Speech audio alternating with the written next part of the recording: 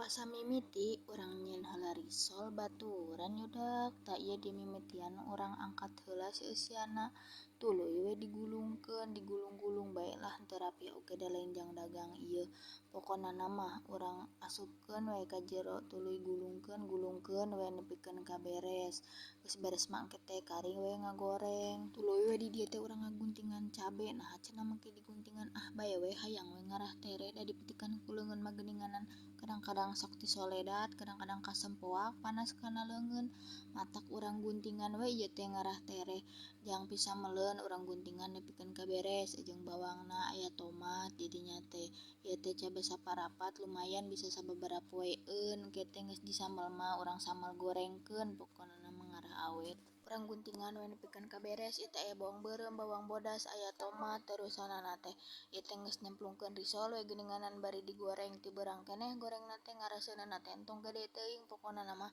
cenah geuning ari ngagoreng teh geuningan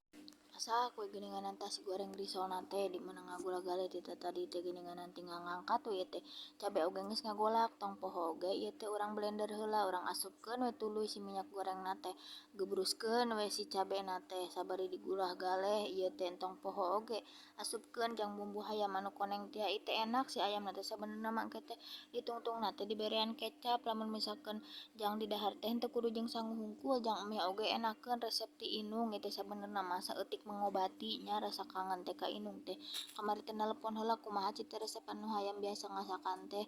kitu we cenah bumbu anu biasa we saaya-aya di dapur cenah pokona mah bumbu dapur sagala aya sagala dipake rek teh enak kumaha meureun nya ari di lemur mah da bumbuna geu direuku bari jeung make cipati sagala dadakan meunang ngala di dieu mah geuninganan sakapeung mah kadang-kadang lamun teu ditinggal di dina bungkusan mah geus pareot si bumbuna teh ieu sama tong poho oge urang samaraan heula nya geus kitu mah urang gurah gareh terusanana teh si ayamna teh engke teh geus rada ieu mah geus rada leumpeuh mah entong poho oge diasupan cai ieu teh pokona mah lain tutorial masak nya.